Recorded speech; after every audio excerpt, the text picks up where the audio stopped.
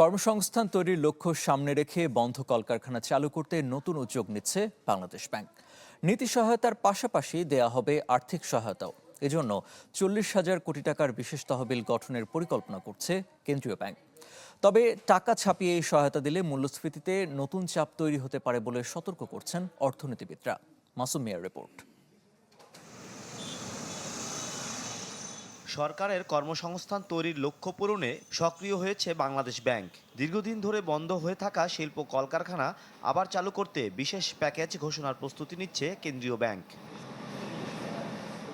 কেন্দ্রীয় ব্যাংক বলছে, বন্ধ অনেক প্রতিষ্ঠানই খেলাপি হয়ে পড়েছে, ফলে সেগুলো পুনরায় চালু করতে প্রয়োজন হবে ঋণ পুনঃতফসিলের সুবিধা এবং নতুন আর্থিক সহায়তা।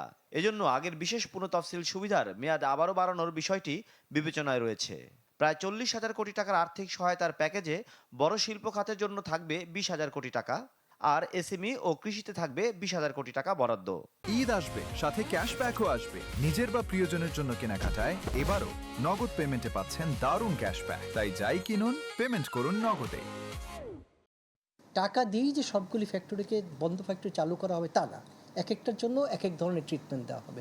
এই মুহূর্তে নতুন ফ্যাক্টরি যদি সৃষ্টি করতে হয়, সেটা তৈরি প্রোডাকশনে যেতে 2-3-4 বছর লেগে যাবে।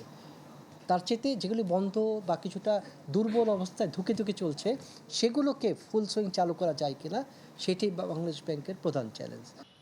এমন উদ্যোগকে ইতিবাচক হিসেবে দেখছেন অর্থনীতিবিদরা। তবে ঢালাওভাবে সহায়তা দিলে আগের মতো খেলাপি ঋণের ঝুঁকি তৈরির পাশাপাশি মূল্যস্ফীতি চাপ বাড়বে বলেও শঙ্কা প্রকাশ করেন তারা। সব বন্ধ কারখানাই চালু করলে সেগুলো আপনার সাস্টেইনেবলি এটা চলতে পারবে না। কাজেই এর মধ্যে সিলেক্ট করতে হবে যে কোন কোন বন্ধ কারখানাগুলো চালু করলে এগুলো আপনার বাজারে উৎপাদন সরবরাহ করতে সক্ষম হবে বা সেবা প্রদান করতে সক্ষম হবে। এবং এই অর্থ বাংলাদেশ ব্যাংকের রিফাইন্যান্স স্কিমের মাধ্যমে বাজারে ছাড়া হতে পারে।